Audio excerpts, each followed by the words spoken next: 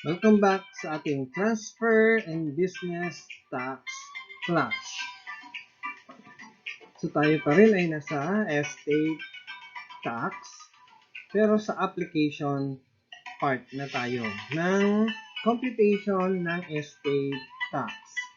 So last time na-illustrate na natin yung pag-compute ay pag-determine ng gross estate and yung allowable deduction sa ating previous lesson. So ngayon, let's compute estate tax.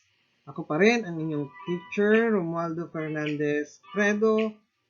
Kung kayo ay handa na, kumuha ng ballpen at papel para sa inyong notes. So let's start. So let's go over dito sa provision of law na nagpre-prescribe ng tax rate for estate tax. There shall be levied, assessed, collect, and paid upon the transfer of the net estate of every dissident, whether resident or non-resident of the Philippines, a tax at the rate of 6% based on the value of such net estate. So, ang tax base natin is of course yung net estate. So, ang net estate can be determined by subtracting yung gross estate at saka yung allowable deduction dun sa gross estate. And then, pag meron ka ng net taxable estate, so i-multiply mo lang ng 6%, so yun na yung estate tax. So parang parehas na sila din ng donor's tax. Pero prior to this provision, yung donor's tax at saka yung estate tax ay may sari-sariling tax table. Pero of course, yun ay obsolete na kasi hindi na siya applicable kasi meron ng revision sa rates ng donors at saka estate tax. That's why yung graduated rates for them hindi na applicable. So, from now on, 6% na lang siya. Kasama ito sa train law package, no? Yung pagbago ng rates ng estate tax at saka ng donors tax. Okay, so let's illustrate, no? So assuming that a resident has a gross estate of 10 million and allowable deduction from the gross estate of 6 million. So therefore, kukunin mo lang yung difference niya. Yun yung tinatawag natin net taxable estate. So 4 million ang difference. Then multiply mo lang ng 6%. Yun na yung kanyang estate tax due, which is 240,000. Okay, so yun yung chapter 16, yung tax rates lang ang nakalagay. Very short lang siya dun sa ating textbook, which is authored by Sir Virgilio Reyes. No? So, ang chapter 16 niya is yung illustration lang ng computation ng estate tax using yung 6% na tax rate. So, let's move sa chapter 17, determination ng net taxable estate. So, of course, ang formula niyan is gross estate less yung deduction from the gross estate equals net taxable estate. So, let's illustrate yung computation ng net taxable estate using problem 1. Mr. Ruben Ramirez died single, leaving a gross estate of 8 million. There were claims against the estate of 1 million. The net taxable estate and the estate tax is... So please jot down all the necessary information in problem 1 muna bago tayo pumunta doon sa solution. So I'm giving you 5 seconds to jot down the information needed to solve this problem.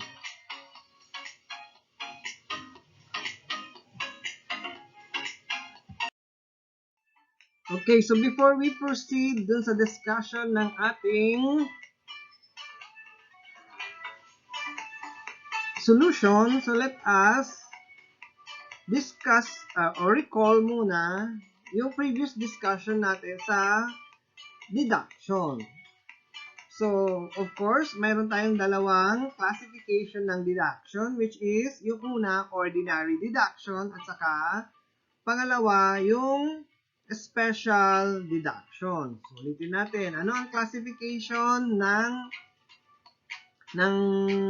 deduction natin? We have yung ordinary, ang una, at saka special deduction. So, nakikita nyo na siguro yung classification sa ating solution format. So, let's go muna dun sa ordinary deduction. So, ano ba ang kasama sa ordinary deduction? So, they are claims against the estate, claims against insolvent person, unpaid mortgage, or indebtedness with respect to property na na-inherit, taxes, losses. Of course, sinong makakalimot dun sa vanishing deduction, sa computation ng vanishing deduction, isang explainer video ang dinivote natin para lang dyan sa vanishing deduction. We also have transfer for public use and amounts receivable under Republic Act 4917, o ito yung mga nare-receive coming from employer-employee relationship, such as yung sa SSS, GSIS, etc. etc. So, those were the ordinary deductions. Yung special deduction naman natin, dalawa lang naman yon, family home at saka standard deduction. So, yung family home, ang deduction dyan is yung value ng family home, but it should not exceed 10 million. Diba? So, may limit hanggang 10 million lang. So, pag nag-exceed ng 10 million, yung value ng family home mo, hindi mo na pwedeng i-deduct yung amount ng family home. Yung limit na lang na 10 million. And of course, yung automatic deduction na standard deduction, 5 million. So, automatic deduction yan sa special, yung standard deduction. Every decedent is entitled to a standard deduction of 5 million. So, yun yung ating mga allowable deduction. So, based sa ating problem, meron tayong gross estate na 8 million. Tapos, very limited pa lang yung kanyang information. So, mayroon lang claims against the estate. So, saan ba yung claims against the estate? Yun ay sa ordinary deduction. And then, wala nang ibang data. So, yun na yun. Let's proceed to special deduction na wala namang family home, si decedent. So, hindi automatic yung family home kung meron lang. Pero yung standard deduction, automatic yan for every taxpayer. So, 5 million. So, ang total deduction natin is 6 million. So, ibawas mo yan sa gross estate na 8 million. So, ang net taxable estate is 2 million. So, taxable estate na 2 million times 6%. So, 120,000 ang ating estate tax. Okay, problem 2 tayo. Mr. Juan Ilosorio, a citizen and resident of the Philippines, died single, with the following data on properties and their fair market values, charges, and obligations. So, ito yung mga information. So, I would like to ask na paki-jot down na lang habang binabasa natin para makasunod dun sa solution later. Personal properties, 1 million. Real properties in which include a family home with a fair market value of 4.5 million. So, ang value ng family home is 15 million. I know, real properties yon. So, included yan, kasama dyan yung family home na 4.5 million. So, lahat ng real properties nila, 15 million. Pero 4.5 lang yung family home. During his lifetime, he made the following transfer. Donation to sister to take effect upon death. So, transfer in contemplation of death yun, 60,000. Ang tanong, kasama ba yan sa gross estate? Donation to brother with the condition that the property can be taken back if the brother does not. Ayan. So, mayroong condition din, no? So, mayroong irrevocable transfer yan, 50,000. His unpaid obligation at the time of death, so may utang daw siya na 500,000.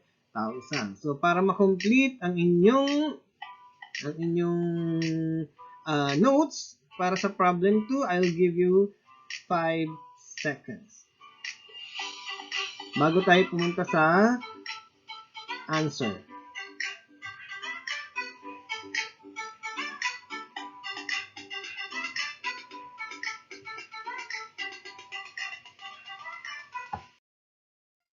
Okay, so it is, para masanay kayo, it is advised na paki-check lagi yung mga ordinary at saka special deduction para alam nyo kung ano yung nandoon sa problem.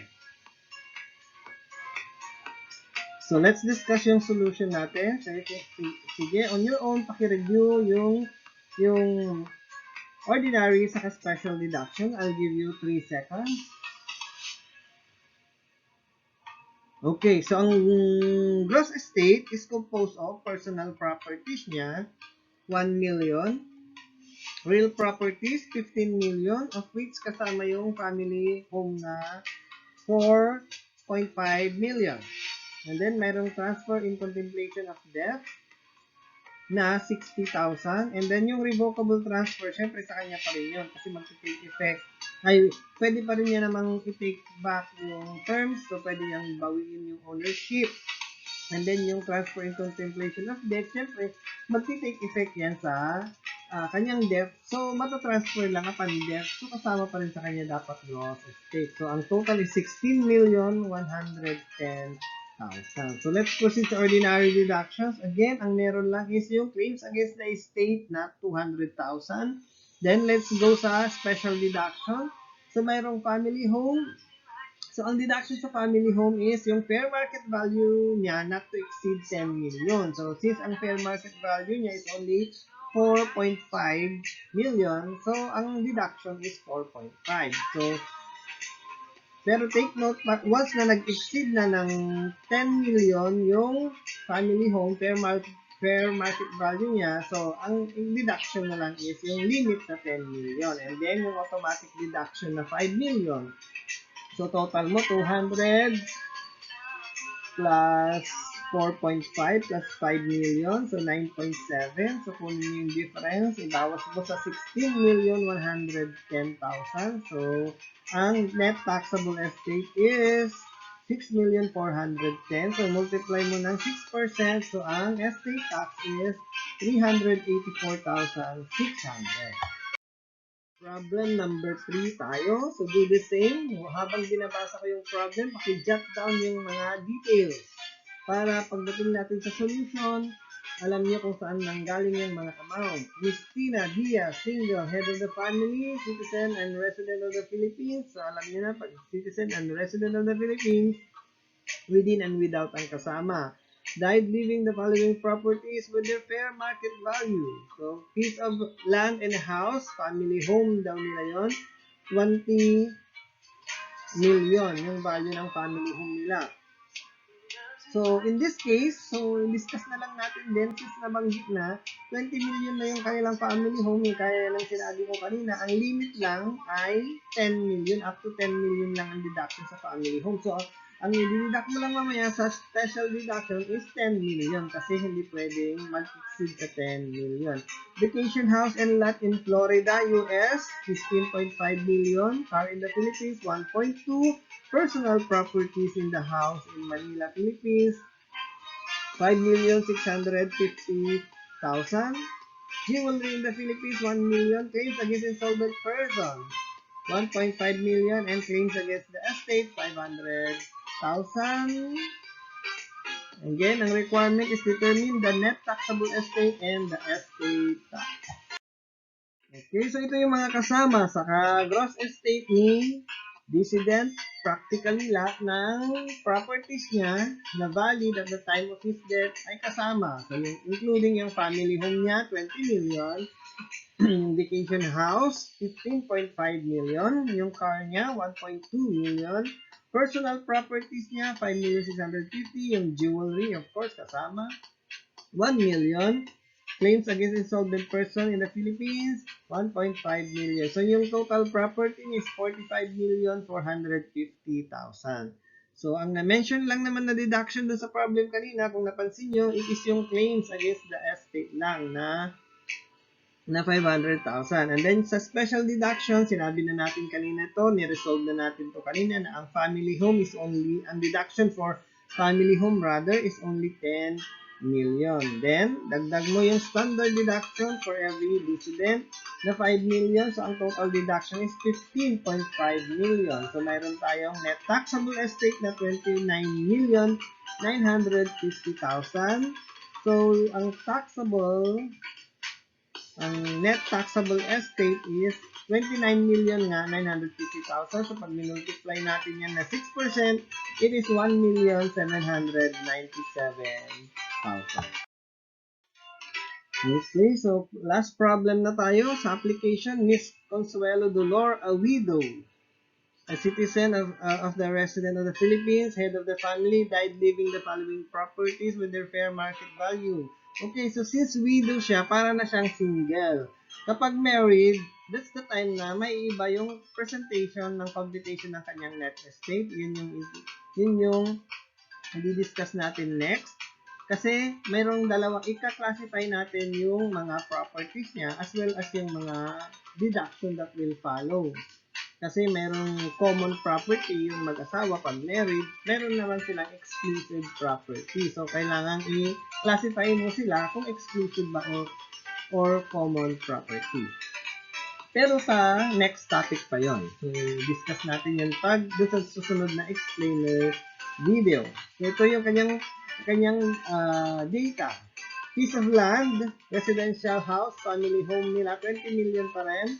Agricultural land inherited from father 3.5 years ago, 10 million. So parang malamang meron tong vanishing deduction kasi merong property na na-acquire gratuitously.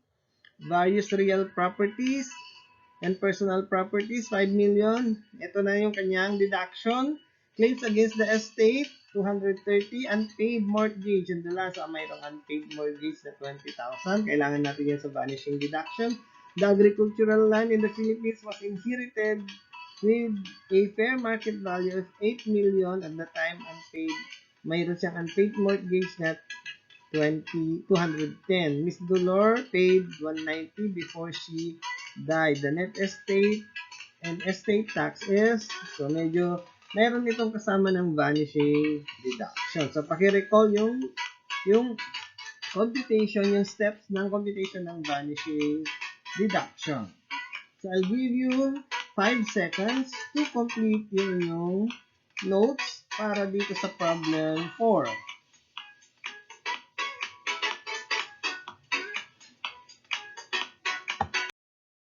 Okay, so ang kasama sa gross estate ni Miss Dolor is of course yung piece of land and residential house na 20 million. So, nag-exceed na naman sa 10 million. Agricultural land inherited na kung saan magpupunti tayo ng vanishing deduction later. So, 10 million kasama sa gross estate yan. And then, yung various real and personal property na 5 million. So, ang total niyan, lahat-lahat ay 35 million. Punta tayo sa ordinary deduction. Claims against the estate, 230. Doon sa problem yan. And unpaid mortgage, 20,000. Now, ang next na ordinary deduction natin is vanishing deduction. Bakit may vanishing deduction? Kasi inherited. Meron siyang property inherited. O may na-acquire siyang property gratuitously from father, to be specific. So, let's compute vanishing deduction. So, pakisulat na lang. Hindi na pinakita sa solution yung pag-compute ng vanishing deduction. So, ang first step natin, kukuha tayo whichever is lower sa value doon sa current decedent, si Miss Dolor, at saka si father niya, yung prior decedent. So, sa father niya, ang value ng property, yung value ng land is 8 million. Sa kanya, andyan ngayon, 10 million na. So, ang pipiliin natin ay 8 million, correct? So, 8 million. So, yun yung initial basis natin. Ang value to take niya. Initial basis. Agricultural land, initial basis. So, mayroon tayo ngayon ibabawas dyan yung Mortgage or indebtedness paid. So, mayroon doon sa baba ng problem kanina, kung napansin nyo, mayroong 190,000 daw na binayaran. So, i-deduct natin yun. Sa 8 million, so ang balance niya ay 7,810,000. 7,810,000. Ulitin natin, 7,810,000 yung difference ng 8 million saka 190. Ngayon, yung punta tayo dun sa second deduction, ipo-prorate natin yung expenses, losses, indebtedness, and taxes. So, magkano yun? Yan, 230 claims against the estate, saka unpaid mortgage na 20,000. So, 250 ang ano dyan. So, kukunin lang natin yung multiplier natin. So, yung value as reduced by mortgage payment is 7,810,000. Diba? Yung kanina, yung nakuha natin, yung 8 million minus 190, 7,810,000 divided by yung total gross estate na 35 million times 250,000. So, ang makukuha mo, 142,500. So, ang basis ng vanishing deduction, kung ano yung difference, 7,810,000 minus 142,500. So, ang basis ng vanishing deduction is 7,667,500. So, since yung property ay na-inherit 3.5 years ago, so 60% na yan. So, multiply natin ng 60% yung 7,667,500.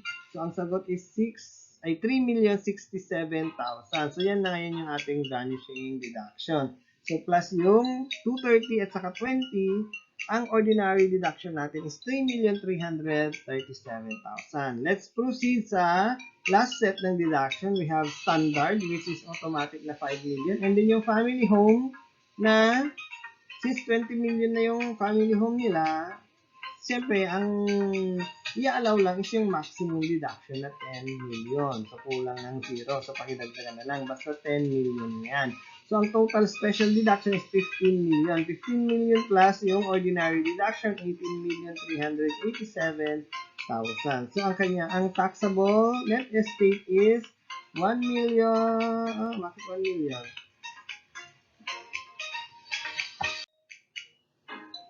Okay, so medyo may typo error sa solution. Wait lang. So, basta 35 million minus 18,317,000 is taxable net estate. So, dapat yun ay 16,683. Ulitin natin, ang net taxable estate is 16,683. Dapat estate tax yung may nawala. Estate tax yung 1,980. Ulitin natin. I repeat.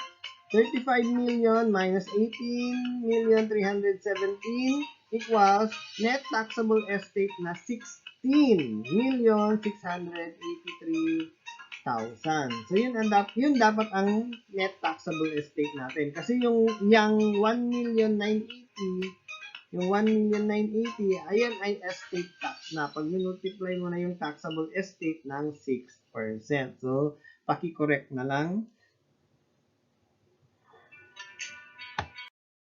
Okay, so to test your learnings, siyempre kailangan nyo i-apply yung mga diniscuss natin sa problems din. So you have to answer the following. Yung link will be posted also dun sa same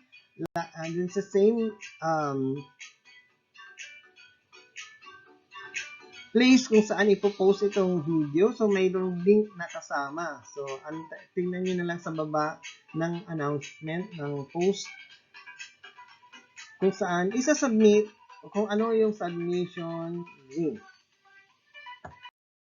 Okay, so thank you very much. This is your teacher, Romualdo Fernandez Redus. See you sa next explainer video. Thank you and God bless.